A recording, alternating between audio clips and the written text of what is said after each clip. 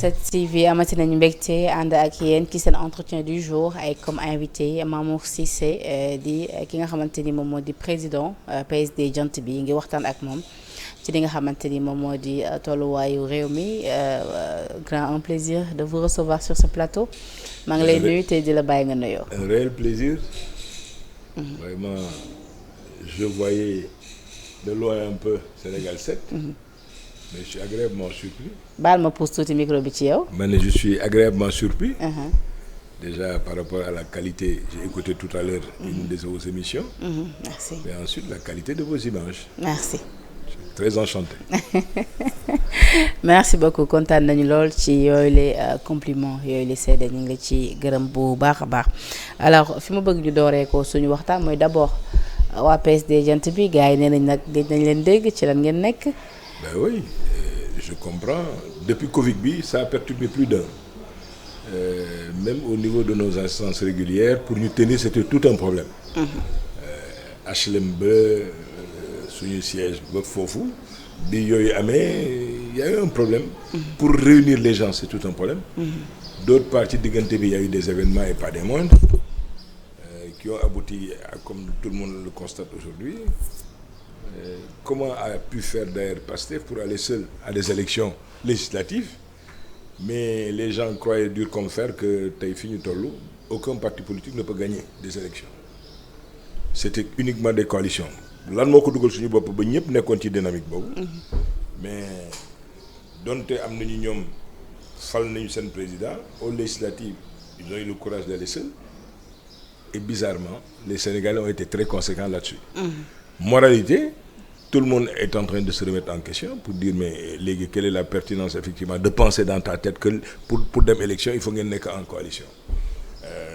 Je pense qu'on sera dans de grands ensembles dans les mois à venir. Ñi nga xam ne non ils ont les mêmes sensibilités ils vont se retrouver parce que aussi quelque part plus de 300 partis politiques cela pose un problème. Il faut avoir une meilleure visibilité mais ensuite. Le président sax nous a parlé de rationalisation. Voilà rationalisation bi je pense que mënul bañ a ñàkk tey.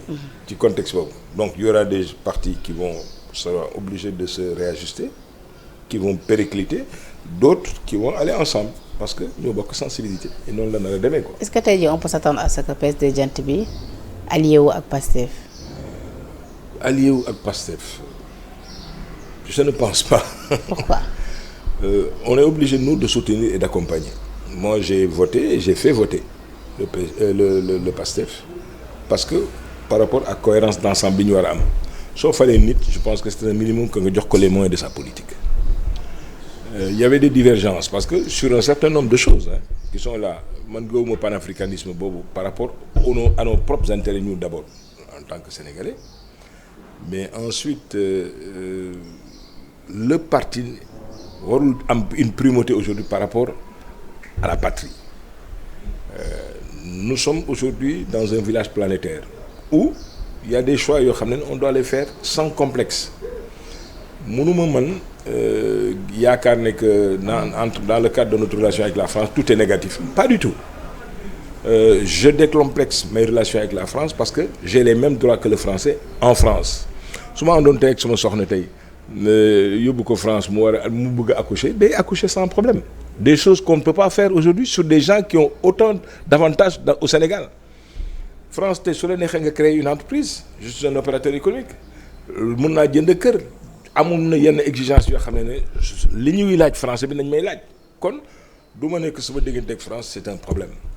Mais il y a un problème aussi de dignité li Diomaye def ñëpp ci d'accord nekk tey mënuloo dem à Lyon ou à Marseille di fa gis aujourd'hui une base militaire française. Et dès l'instant que loolu mënul am la réciprocité va poser un problème. Donc yooyu dafa doon des choses basiques yoo xam ne c'est essentiel mais Macron ne me gêne pas. Parce que on n'a pas le même combat. kuy Macron. lan la Macron mën a tey impacter suñu économie. lan la Macron mën a sur notre dignité nationale. Donc yu mel noonu. je préfère moi relativiser. Maintenant soutenir le PASTEF je pense que tey fii ñu toll. su PASTEF réussir c'est le Sénégal qui gagne. Et qui réussit. dans ce cadre-là je pense que c'est important que ñu jàppale leen soutenir leen. lépp lu ñu pose comme acte salutaire il faut le dire. mais am yoo xam ne aussi. des fois ça me gêne un peu. alors ci fi nga taxaw léegi. yaa ngi waxu France yaa ngi waxu base militaire française yi daf may permettre ma laaj la bi lépp laaj muy sortie bi nga xamante ni Jean-Marie Bockel amal na ko ak suñuy ak Jeune Afrique. donc ci boobu la sortie moom nag a rappelé que ni moom mooy envoyé bu président Emmanuel Macron ci réew Afrique yi donc moom nee na président Emmanuel Macron bi mu dajantee ak ki nga xamante ni moom moo di le président Bassirou Diomaye Diakhar Faye Macron daf ko laajoon ni ko ndax da nga bëgg tey jii base militaire française yëpp ñu quitté le sol sénégalais nee na président Diomaye tontu ko ni ko lu ñu mel moom yeggaguñ ci nee na nag kon moom tey jii surprise la am nee na te lu ni mel également moom ay ministre également loolee lañ ko waxoon moom Jean-Marie Bockel nee na tey kon moom mbetteel la am bu gisee tey jii en tout cas décision bi nga xam ne jël nañ ko président annoncé ko ci li nga xamante ni moo di discours de nouvel an. mais c'est important et kuy yor du sa xët que le président Diomaye ait jugé utile de lui dire laisse-moi le temps de la réflexion. Au sortir de cette réflexion mais décision boobu elle est souveraine nit a koy jël bi mu toogee réfléchir ba xool ne que les conditions sont réunies et surtout que c'était une demande aussi des populations sénégalaises sans état d'âme il a dit effectivement que ces bases-là sur un processus doivent quitter rafetal diggante bi parce que neex naa la sànq ne la que suñu diggante ak France du lu ñu war a salfaañee du lu ñu war a ñàkkal fayda parce que daf ñu féete fu bare dans le cadre multilatéral dans le cadre social au niveau de la langue l'économie l'essentiel aujourd'hui de notre économie lu ci ëpp solo c'est des entreprises françaises yu ci taxaw c'est aujourd'hui même que relativement le Maroc est en train aujourd'hui de faire sa part de chemin là-dessus parce que soo xoolee aujourd'hui l'essentiel de notre système bancaire est entre les mains aujourd'hui du Maroc mais France dafa doonoon loo xam ne dans notre économie et dans la réelle politique dafa amoon une portée importante mais c'est bon aujourd'hui d'encourager le président Diomaye sur cette démarche-là parce que c'était une volonté que tout un chacun avait bi mu ko jëlee itam Sénégalais dañ ci ko applaudir et kontaan ci tout à fait donc loolu c'est important. d'accord alors lu ni mel également daf may permettre ma laaj la tey jii noo jàngatee wala boog ban lecture nga am ci réew mi fi ñu toll nii sur le plan économique. bon sur le plan économique franchement am nañu tey une vision sur 2050 la prospective mais dans la réalité aujourd'hui tout le monde constate pour le déplorer que l'activité économique est au ralenti du man rek maa ko wax la direction des statistiques wax na ko mais ensuite mais le vécu aujourd'hui de la totalité des entreprises que nous dirigeons des difficultés il y en a partout c'est dû à quoi les gens qui sont venus au pouvoir n'étaient pas préparés pour gouverner pour diriger ce pays mais ensuite pour l'essentiel il y a eu salfaañe nañu beaucoup de choses l'ancien régime qui impacte aujourd'hui sur le vécu quotidien la dette intérieure comment comprendre qu'un régime bu yegsi li mu njëkk a def mooy dem lebi à des taux prohibitifs 450 milliards de francs CFA pour faire face à des choses l'ancien régime a fait aujourd'hui du mal au Sénégal nañ ko wax maintenant quel est le niveau de carnage il appartiendra au pôle financier dans une célérité nekk à équidistance entre les forces war a jox la bonne information aux Sénégalais li ñuy jëkk xaar mooy déjà Cour des comptes rapport bi Sonko nee na démb ou barke démb jot na moom rapport am ñi ngi xaar le ministre de l'économie et des finances mais loolu dafa war a doon nee na jot na ay rapport yu doy waar bon léegi nañu xam lan moo fa nekk carrément est-ce que day dëggal li mu waxoon yëpp est-ce que dañ koy nuancer mais par rapport aujourd'hui au vécu que les Sénégalais ont les entreprises sénégalaises qui ont une dette intérieure mais abyssale da ngay ne kat xëy na peut-être niveau de carnage bi la nit ci di wax mais carnage bi am na. maintenant nag maa ngi dégg le président du forum civil li mu wax. Birahim Seck.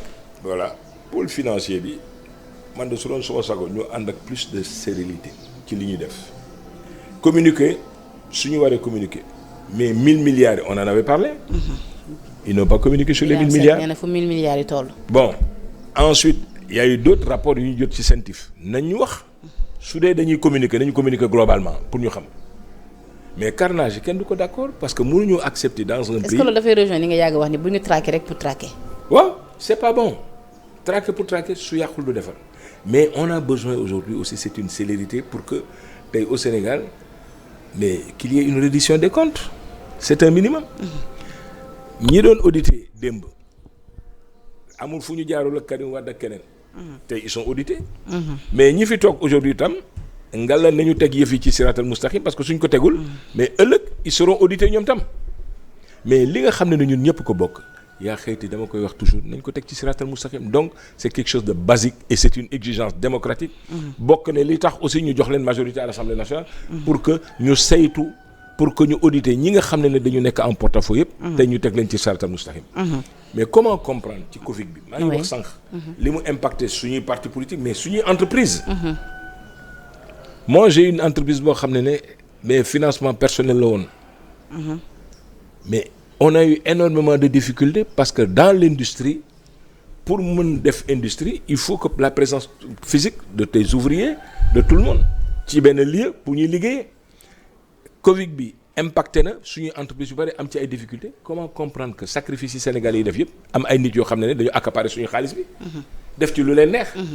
cette reddition des comptes là elle est importante. ci boobu la jamono ñu yoonu parle de 125 milliards yi nga xamante ni. tax na ñu ngi wax 125 milliards alors que fële 1000 milliards la. oui. dafa bari mais il faut que aujourd'hui ñu xoolaat notre relation avec yaa ngi fàttaliku ArcelorMittal. mais dafa doon une exigence aujourd'hui du président Ablaye Wade yàlla na ko yàlla may gudd fan ak wér mais dafa doon ay préoccupations yoo xam ne dafa ma ko wax ma taxaw ko mais na gars yi transiger sur ArcelorMittal mais il faut que les autorités là permettent ñu xam yëpp ci audit yëpp nañu dem xool naka nañuy condamner ArcelorMittal par le tribunal arbitral de Londres pour presque 2000 milliards ngay transiger sur ay 100 ak 200 milliards mais loolu il faut que gars yi saytu ko wax ñu ko. Sonacos aujourd'hui xoolal tey bon an mal an le gars qui est actuellement là-bas mais il a ouvert 2 entreprises 2 Ziguinchor a ngi tàkk Dakar a ngi tàkk il faut que ñu auditer Sonacos pour ñu xam c'est-à-dire li nga xam ne ñun ñëpp dañ ko bokk c'est important tey ñu def ci ay jéego yu am solo. moo tax il faut que le pôle financier xam ne que ci début la nekk. Le processus sera long, mais on a besoin d'avoir une exigence par rapport à la reddition de la totalité des comptes au Sénégal. ci wàllu traque boobu jamono ji leen ñu ci tudd ku mel ni Farba Ngom donc Farba Ngom ci rapport bi nga xamante ni nee nañu rapport bu tukkee ci pôle judiciaire financier la bi nga xamante ni dafa fuité boobu les rapport nag mënuñu certifier li nga xamante ni moom moo di authenticité bi mais en tout cas gis nañ ci ñun ñëpp ñu cité ci ki nga xamante ni moom moo di Farba Ngom. ci boobu lay jamono tamit tey ba ñuy xëyee lire nañ ci journaux yi que ni le ministre de la justice sax saisir ki nga xamante ni moo di le président de l'Assemblée nationale ngir ñu mën a lever immunité parlementaire u Farba Ngom su ko defee yoon mën a def liggéeyam ci même moment boobu lañu gis également ab convocation bu bureau de l'Assemblée nationale aujourd'hui même à 16h alors lu nu mel ndax dafay dëggal ou pas di Farba Ngom impliqué là-dessus donte ni nag am na ay proches yu wax ni Farba Ngom taqeewu ci laaleewu ci et que bu fekkoon taqee na ci laal na ci kon du jógee fan yi passé foofee ca Maroc pour ñibbisi ci réew Sénégal en tout cas daal nee nañu moom mu ngi ci au cœur de cette affaire et que bi lépp mbir fee la yu am entre 2021 jàpp li nga xamante ni moom moo di 2023. mais vraiment célérité baax na mais c'est ce qu'on attend aujourd'hui su dee am na ay soupçons dañuy wax Cour des comptes pôle financier forcément dans les jours à venir aura effectivement à convoquer. Maintenant, dès l'instant qu'on a dit que le garde des Sceaux, ministre de la Justice, a saisi l'Assemblée nationale à propos de Farba Ngom, kon am na suspicion.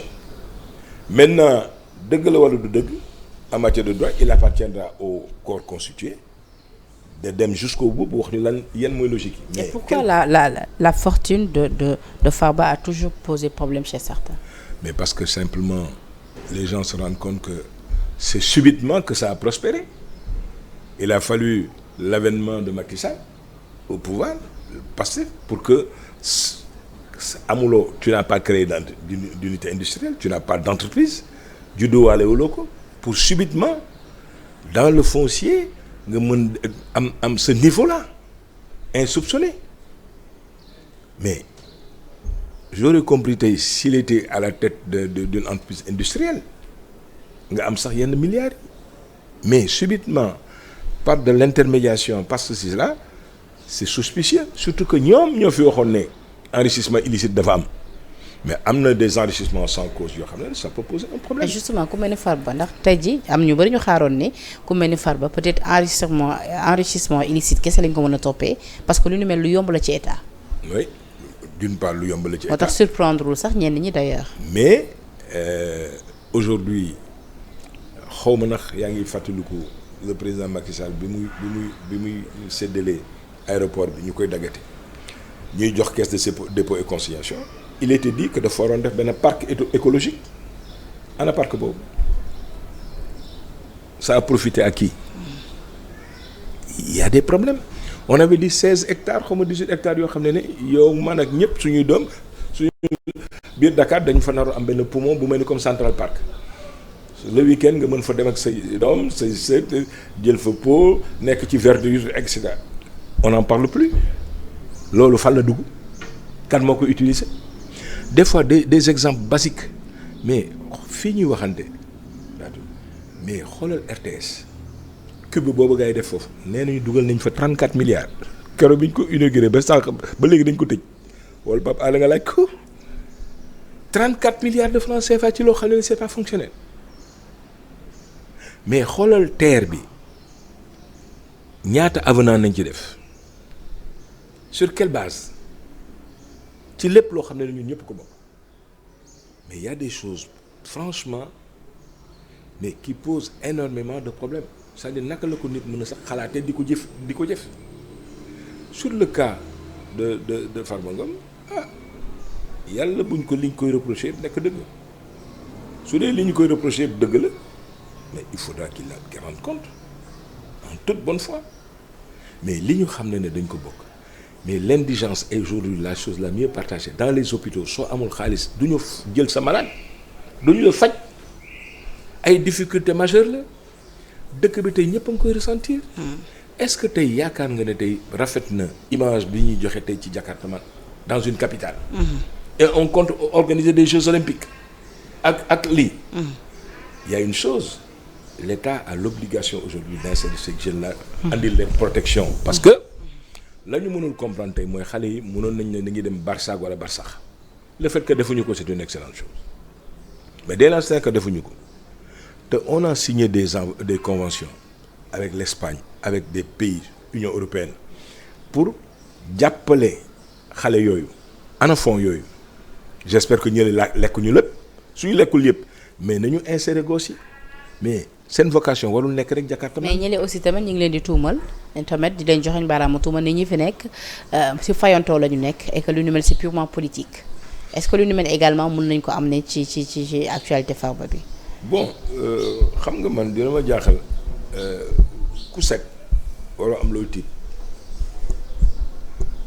yaakaaruma ne mon avis de loolu dinañ ko woo tey ne ko wéy parce que da nga luubal. am na ci tey ñoo xam ne donte génne nañu àdduna doon na ma jaaxal tey un gars comme yàlla na ko yàlla xare àjjana Boun Abdallah Dionne ñu koy wootee di ko ne ko dafa am lu mu luubal c'est des problèmes de principe qui sont là ancrés deful dara duñ ko reprocher dara kii tiit aujourd'hui mooy ki nga xam ne am na lu mu def te ñi ñu yaakaar tey présomption yi ñuy wax te de culpabilité yi c'est parce que dañu gis ay actes yoo xam ne jaarul wanewul ne dafa jaar yoon mais yaakaaruma tey que Sonko ak Diomaye dinañ fi toog tey ne pour dañuy fayante d'abord on a une justice indépendante chaque fois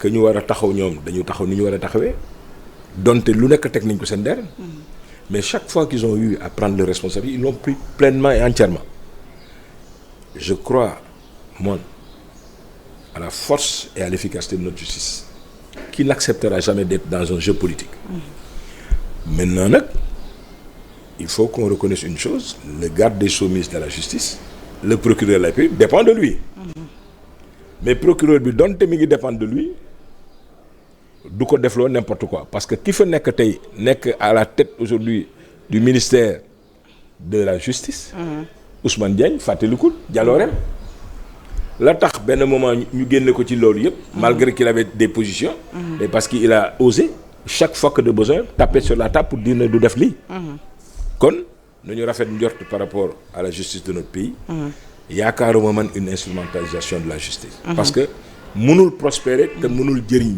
nullement le président Diomaye Faye comme du reste je pense le premier ministre qui est là.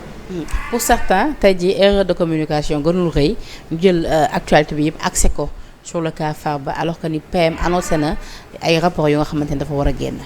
mais waxuma la loolu sax mais dindi nañ ko léegi l'économie du pays.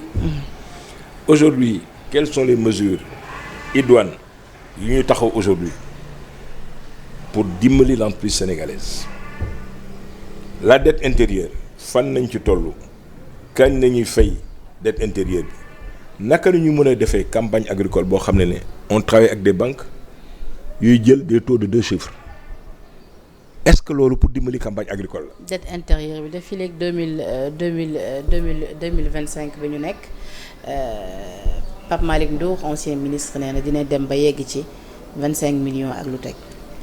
mais ça veut dire qu'il y a aujourd'hui des exigences entreprise moo war a nekk tey au cœur de l'activité économique et du développement tey on a une pression on achète le kilowattheure à plus de 120 à 130 francs CFA pendant ce temps un pays comme la Côte d'Ivoire il est à 70-80 le kilowattheure mais dëkk bu mel ni comme aujourd'hui Éthiopie mais sur un an doo fay courant dañ lay jox suuf pour que nga mën a promouvoir sa bopp aujourd'hui les conditionnalités banques yi nekk fii tey elles ont des difficultés li ñu ne dañ koy def mu doon ay dispositions BAL 2 BAL 3 premier ministre ne que dañuy renforcer ñoom seen fonds propres su ñuy renforcer seen fonds propres banque bu amoon tey 10 milliards nga war a dem 20 milliards parce que dañ ko war a multiplier 10 milliards ya ngay wuti ci sa réserve nga koy jëlee donc du xaalis bu taxaw nii soo jëlee lu mel noonu soo naree financer tey lu mu la andil tey nga andil ko benn projet cette banque sera obligée d'aller emprunter de l'argent à la banque centrale wala mu emprunter ko feneen pour def loolu dafay am ay coûts yu mu def loolu baaxul il faut que ñu repenser lu mel noonu il faut que dans une campagne agricole su dee dañu bëgg a jàppale le monde rural les taux wàcc quitte à ce que l'État fonds de contrepartie yi mu yor yëpp mu jox ko ay banques am c'est pas pour faire de la publicité mais donc moom ko mooy banque nationale banque agricole ñun ñoo ko moom BHS ñun ñoo ko moom kooku donc suñu leen dooleelee suñu bopp nañu dooleel mais état bi il faut que mu def ci ay jéego ñu gis ko l'activité économique dafa important dans ce secteur là c'est important que tey Diomaye comme le premier ministre di déglu les acteurs de ce secteur là ñu bañ a bàyyi tout le temps uniquement le ministre mais ku mel ni comme comment il s'appelle le patron de EDK Demba Ka mais Diomaye daf ko war a di déglu di ko woo Ousmane Sonko daf ko war a di ko woo les capitaines d'industrie qu'on a dans ce secteur là Sedima dañ ko war a di woo daf ci bokk dafa am loo xam ne daf ko xam capital la boo xam ne ku mel noonu da nga koy woo di laaj waaw sur l'activité ko lan lañ ci war a doon lañ ci mën def j'espère que Atepa Goudiaby mu ngi leen di jox ay conseils mais à côté de Atepa Goudiaby war na am tey benn shadow cabinet boo xam ne c'est constitué d'opérateurs économiques chaque fois que de besoin ñu koy déglu mu leen di wax. ku mel ni Mamour Cissé nag war nañ ko woo di ko déglu. pour Serigne Mboup c'est important que ñooñu nga leen di am en matière de diplomatie. jàpp nga ne état bi dañ la war a di woo di la déglu. mais ñu mel ni man. wala boog ñu mel ni comme ñii ma la tudd léegi suñu mënee dute ci man sax ñooñu mënuñu dute ci ñoom parce que am na lu ñu fi jëriñ derrière eux c'est des milliers d'emplois kooku chaque fois que de besoin war nañ leen di woo pour leen déglu parce que dañu bokk ci réew mi mais en matière diplomatique des gens comme Mankeur Ndiaye c'est important tey ñu leen di déglu shadow cabinet nañu war a nekk dans d'autres secteurs Doudou Wade li mu xam mais war nañ ko chaque fois que de besoin le président de la République di ko woo le premier ministre di ko woo parce que dañu soxla seen know-how seen savoir-faire dañ ko soxla. d'accord surtout que tout le monde est d'accord sur l'athlète national. d'accord beneen point ci actualité mu ñeel li nga xamante ni moom moo di le PM Ousmane Sonko xam nga ni mu ngi ca Mauritanie di fa amal ab visite bi nga xamante ni dina am ci giirub ñetti fan. boobu les visites nag ci objectif yi mooy renforcer les accords bilatéraux entre les deux pays wax tamit li nga xamante ni moo ñeel ci séjour sénégalais yi foofee ci Mauritanie mais également ci gaz bi nga xamante ni dañ ko bokk ak Mauritanie entre autres sujets yi nga xam war nañ ko waxtaanee. mais c'est une bonne chose je pense que c'est important voisinage immédiat la moo tax ñëpp salué woon bi le président Diomaye bi ñu ko falee premier déplacement am je pense que c'était en Mauritanie. oui donc. surtout par rapport à li jaar suñu diggante yëpp tey ñu bokk loo xam ne suñu ko tegee ci siratal mustaqim daf ñuy permettre mu doon des avancées significatives pour nos pays. voisin bu mel noonu c'est important parce que la sécurité de tes voisins ton insécurité dépend de la sécurité de tes voisins kon c'est important que ñu am ce genre de relation avec la Mauritanie que le premier ministre mën dem foofu. xool affaire pont bi waxtaan ak sénégalais yi waxtaan ak ñooñu rassurer leen su defarul du yàq. de ce point de vue là c'est important. maintenant j'ai eu dire que il a amené l'avion de commandement loolu su dee am na ça me gêne. parce que mënuñu nekk dans des ajustements yu taxaw avion boobu su jugee dafa am lu muy signifier. il est premier ministre démocratiquement et puis jeune mënoon na jël si tant est effectivement que devait le faire. Air Mauritanie dem fa ça consolide Air Sénégal yóbbu ko ce genre de choses c'est important kon man damay rafetlu loolu mu def Mauritanie su defalul du yàq. c'est une très bonne chose. d'accord am beneen point nag bu nga xamante ni jur na polémique fan yi laata may ñëwaat ci yeneen polémique mu ñëwee li nga xamante ni moom moo di la voiture présidentielle bi nga xamante ni dañ ni ci yoonu logo bi dafa panne essence. ñu ne. gis nga ko vidéo bi viral gars yi nee nañ auto président warut a panne essence. waaw. mais cat du wees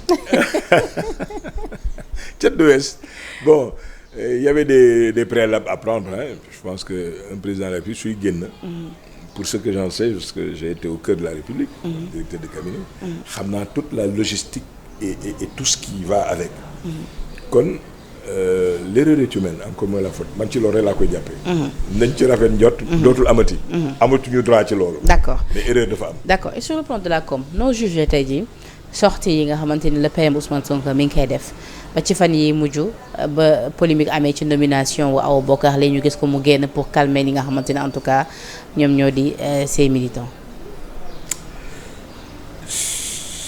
c'est très difficile les casquettes du Premier ministre qui est chef de parti le premier parti aujourd'hui du Sénégal il est Premier ministre il est sous tutelle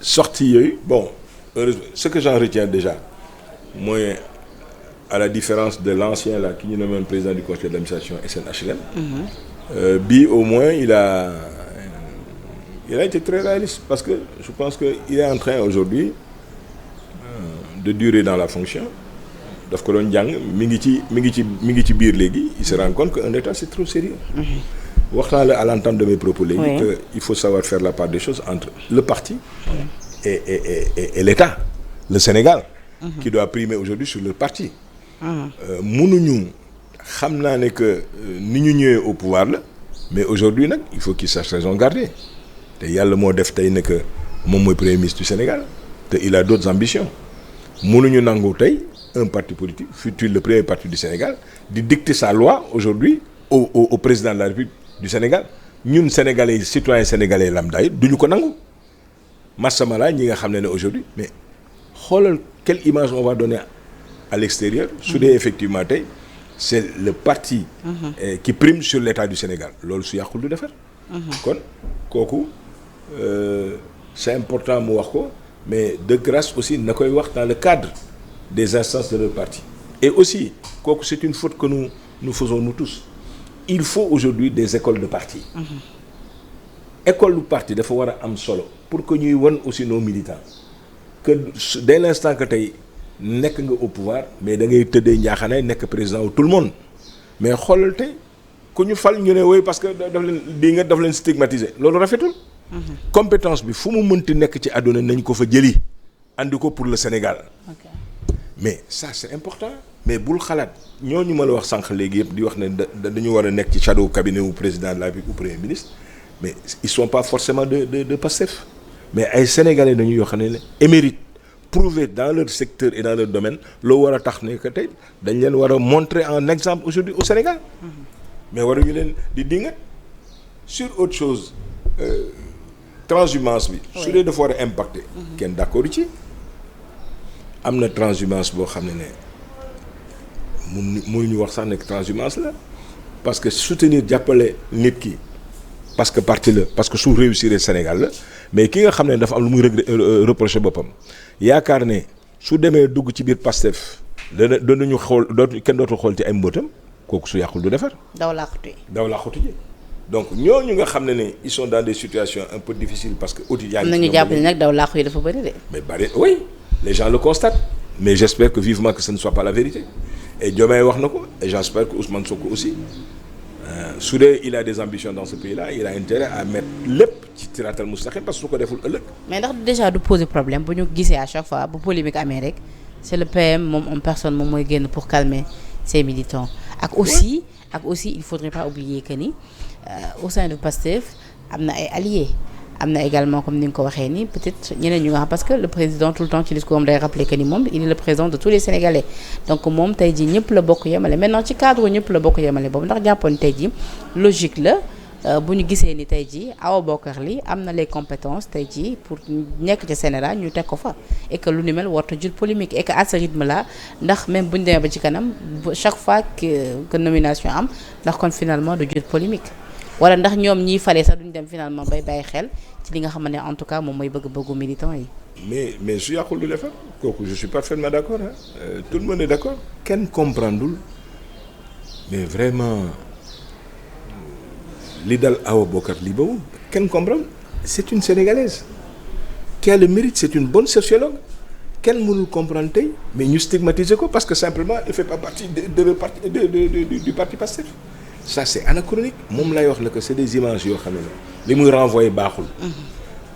Aussi bien à l'extérieur man je me suis permis dans les réseaux sociaux en Côte d'Ivoire loolu xaw ma au Bénin mais ni ñuy stigmatiser tey le Sénégal ci loolu su yàqul di defar. C'est-à-dire dans quel pays sommes-nous en se disant que tey le Sénégal foofu la tollu tey. nañu yaraat suñuy population. Man loolu yëpp je le mets sous le compte aujourd'hui aussi du taux d'analphabétisme qui a pris des proportions inquiétantes dans ce pays parce que sur 10 Sénégalais presque 7 yi sont analphabètes parce que benn jàng bi jànguñu ko xëy na peut-être mooy tax les gens di fonctionner à l'émotion mais waruñu leen topp ci loolu dès l'instant que Sénégalais wóolu nañ la sur la base d'abord yaakaar la wala sur une base programmatique autant que faire se peut da ngeen war a fidèle à cela mais aujourd'hui, heureusement qu'on est rassuré que celui qui est censé être le gardien de la Constitution, chaque fois qu'il sort, il renouvelle cette disponibilité à être le président de tous les Sénégalais. Mais il faut que aussi Ousmane Sonko, dont il gère un parti, qu'il se rende compte aujourd'hui qu'il est le premier ministre du Sénégal. Dont il est chef d'un parti politique, chaque fois que de besoin, il y a des mais qu'on puisse faire la part des choses entre le parti et l'État, ça c'est important. D'accord monsieur Cissé ban jàngal nga am également ci taxawaay opposition bi ci même réew ci jamono bi nga xamante ni les tenants du pouvoir ñenn si ñoom dañoo jàpp ni y a même pas d'opposition tey jii au Sénégal bi nga xamante ni peut-être mun na faire face à ce régime. xam nga sànq dama wax ne les motivations diffèrent ñi nga xam ne aujourd'hui il devait être aujourd'hui carrément dans l'opposition dans cette opposition là soit ils se reprochent des choses. Moo tax ils sont plus audibles wala peut-être parce que le coup de semonce le coup KO est tel que fi mu nekk ñi ngi réfléchir ak comment prendre les dispositions pour yegg si ña ñu doon foog à la limite que ñoo doon incarner aujourd'hui une opposition du fait de l'alternance générationnelle et par rapport aussi à ñi fa nekkoon mooy la coalition des Barthélémy Diaz cette classe-là nit ci amoon nañ ci espoir mais ils ont échoué leur programme la tête de liste ñëpp gis nañu ko tout son problème était axé sur Ousmane Sonko alors qu'il y avait tellement de choses à dire parce que c'est parce que dafa xamoon li ko doon xaar puis que plus tard gis nañ en tout cas yëf yi nu mu demee ci côté mais ba ñu jëlee ko foofee ca mairie ba mais il avait des casquettes et pas des moindres mais nekk maire de Dakar c'est pas n'importe quoi Khalifa Sall jox la am nga ay fenêtres il y avait des perspectives nga nekk ak des gens yoo xam ne say noonu nañu accepter nga nekk tête de liste de le mouvement ce qu'on attendait mooy une offre programmatique wax ak Sénégalais yi sur leur vécu sur ce qui se passe ensuite wala leen mais c'est différent nous on va être une opposition républicaine mais voilà li ñuy proposé mais pour man coalition bu mel noonu raté campagne am de cette façon-là nekk dans des logiques guerrières loolu su yàqul du defar moo tax mais même Dakar ils l'ont perdu alors que tey dafa waroon doon loo xam ne dafay waroon nekk seen giron donc cette opposition-là wax naa ko sànq est en train de réfléchir ñan ñoo fi nekkoon le parti État APR Macky Sall n'a jamais voulu accepter d'avoir un adjoint il était obligé d'être tête de liste boo xam ne bi nga waree ñëw baat campagne tu as refusé de le faire ay inadéquation yoo xam ne kenn mënu ko comprendre. oui. ki nga xam ne dans le cadre de cette majorité la présidentielle moo waroon nekk seen candidat muy Amadou Ba. nga xeex ko combattre ko ba maa ni détaillé au profit du PASTEF. Amadou Ba qui est absent. Amadou Ba qui n'est même pas à Dakar je pense que est-ce qu'il va continuer à être dans l'opposition je ne pense pas. jaaxal nit yi c'est-à-dire Amadou Ba jàpp nga ni sax ci déclaration de politique générale bu Ousmane Sonko tey jii woowoon na c'est-à-dire ndax woowoon na sax absenté tey gi ci boobule daje. Amadou daal je pense que nit yee ko solo rek c'est dans le temps. te Amadou bokkoon na suñu ñi nga xamante ni ñu bëri amoon nañu attente ci moom à l'Assemblée nationale. Ah bien sûr. En tant qu'ancien PM. Bien sûr mais ensuite le fait qu'il ait fait combien 34%. Tout le monde avait les gens avaient beaucoup d'espoir ensuite parce que la sagesse l'expertise qu'il avait c'était une alternative maintenant nit ki on ne peut pas faire son bonheur sans lui est-ce que sérieusement lui il est dans les dispositions pour continuer à faire de la politique il y a un boulevard qui est là mais aujourd'hui je me rends compte que comme li nga ko waxee je le constate on a une opposition cette opposition peut-être se cherche le discours de Diomaye a eu un choc psychologique les gens sont en train de se parler et je pense que dans les mois à venir di nga am yenn surprise yi. Est-ce que dans ce cas-là on peut dire que Sonko a quand même réussi à réduire l'opposition à sa plus simple expression comme le disait Macky Sall. Pour l'instant mais gare à cette opposition qui est plus importante qui constitue le peuple sénégalais par rapport à la demande sociale parce que soo réglé wul les problèmes des Sénégalais ça va être ñooñu ñooy doon la vraie opposition. Oui, parce que nit ki suy xool ne que pouvoir d'achat ma ngi érodé wu.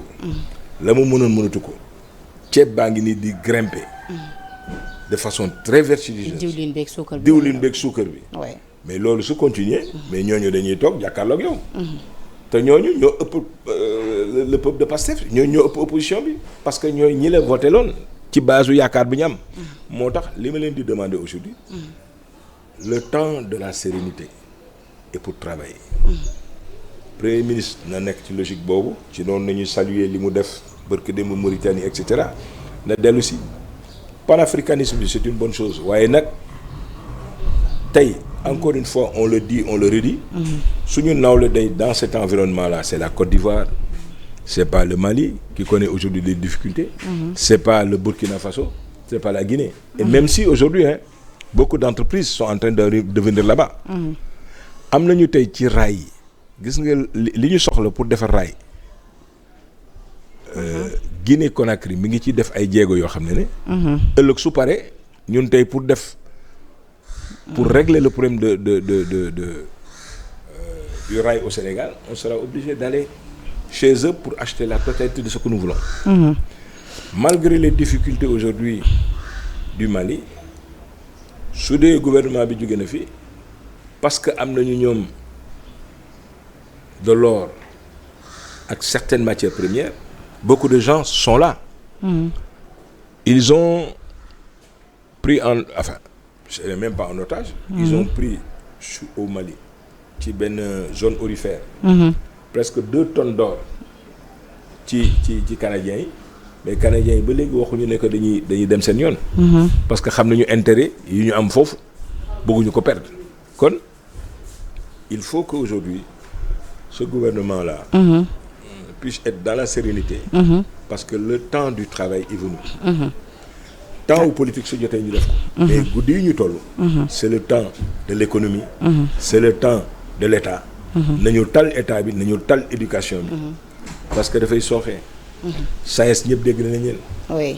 c'est un syndicat boo xam ne du jug di def lu mel noonu comme ça ils font pas de la politique. nee nañ daal pension bi nga xamante ne dañ leen ko waroon jox depuis 2020 ñu waxaale woon ko ak nguur gi loolu la ñuy xaar daal ñu matal ko. bon mais ñii. pension yi nga xamante ni moo war a jëm ci veuve yi ak veuve yi. mais ñii ils sont confrontés à des réalités du pouvoir mooy problème de xaalis bi ñu am ci ndax salfaañe yi ñu def ci biir mais lu mel noonu ana médiateur bi ñu fal yooyu moo war a dem accorder les violons ministre de l'enseignement supérieur Sonko na leen recevoir waxtaan ak ñoom leneen mais lii àll yowén dëgg la mën leen ko war a fay mais guddi yi ñu toll fii la ñu toll mënuñu ko pour lii ak lii léegi su ma amee lii dinaa def lii su ma defee lii dinaa def lii. waxtaan ak ñoom communiquer c'est le temps aujourd'hui de la communication. tal état. d'accord alors dafa am benn communiqué bi nga xamante ni jot nañ ko mu tukkee ci Cheikh Tidiane Gadio par décret mu ne objet d'émission par décret numéro 2013-229 du 7 février 2013 son excellence le président Macky Sall m'a fait l'honneur de me nommer à la tête du conseil de surveillance de l'agence de développement local. Ce fut une marque de confiance qui m'a permis de servir mon pays, le Sénégal, pendant presque 12 années. Pour cela, je tiens à le remercier du fond du cœur et lui témoigner ma profonde gratitude. Cela dit, je viens par la présente vous faire part de ma démission au poste de président du conseil de surveillance de l'agence de développement local à compter de ce jour. Je reste au sortir de ces années de bons et loyaux services à la disposition de mon pays pour les combats futurs à mener et les grands défis à relever pour la construction d'un Sénégal émergent. À vous, son Excellence Bassirou Diomaye Faye, et à votre équipe, j'adresse mes vœux de succès pour la lourde mission que le peuple sénégalais vous a confiée. Mais ça ne m'a pas surpris de la personne. Bokk na sànq j'ai omis d'en parler dafa bokk ci ñi ma yaakaar seen expertise ñu war ko mën a andil tey l'état du Sénégal. Cheikh Tidiane Gadio très prolixe ci ay intérêt wu réew mi. Un bon africaniste. C'est pas un utopiste. Qui sait aller à l'essentiel. ku mel noonu je pense que la République en a besoin. Mais lii mu def nii dafa logique ci kaw. Il préfère partir parce que xam na ne que sous peu dans le cadre de ce remaniement-là ils vont le changer. Il a eu l'honnêteté et la dignité de partir pendant qu'il était encore temps. Donc lii mu def nii c'est une excellente initiative. Lu rafet la lu baax la. dafa am ñoo xam ne dafa am lu ñu def ci réew mi. Notre diplomatie aujourd'hui dafa sooxe torop. Mais des gens comme Mankeur Ndiaye Cheikh Tidiane Gadio mais dafa am solo tey pour que ñooñu toll ba léegi. ci boobu laa doon wax ci Doudou Wade ak leneen. kon ñooñu le Sénégal en a besoin. Ça ne me surprend pas aujourd'hui ce que Cheikh Tidiane Gadio a fait. D'accord. Alors monsieur Cissé, ça a été un plaisir waxtu bi jeex na tàkk. Ah ben j'étais ravi tàggatoo le mot de la fin. loo ci bëggoon dolli peut-être laajuma la ko.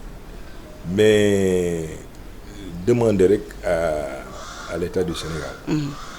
Dans une extrême célérité d'aller à l'essentiel. Aller à l'essentiel, c'est la demande sociale. Def ci ay jéego yu wóor sur l'éducation, sur la santé. Il faut bientôt 1 an, 2e année bi taxaw, il faut que ñu commencer répondre concrètement sur ces demandes sociales. Sur le problème des Jakartaman et cetera, Sénégal dafa am capitale bu tudd Dakar. Dakar mënuñu ko bàyyi tey mu nekk ci conditions yu mel nii. La preuve, mais tali trottoir amatul ci réew mi ku neex waaye nga teg fu la neex nga teg fa sa taabal ne da ngay ambulant wala da ngay dund mënul nekk. Tout le monde ne peut pas être commerçant. Tout à fait. Yooyu état bi il faut mu taxaw ci ñoom dañoo am ay références lu mel ni comme Rwanda mais Rwanda loolu amu fa kenn ñemewul mais waxuma la Rwanda sori na beneen bi sañuloo ci trottoir bi teg fa sa lu la neex. Il faut que ñu discipliner ko des fois aussi nos gouvernants il faut ñu wax leen ne soo ragalee impopulaire ba mu war na tax ngay def compromission su yàqul du defar.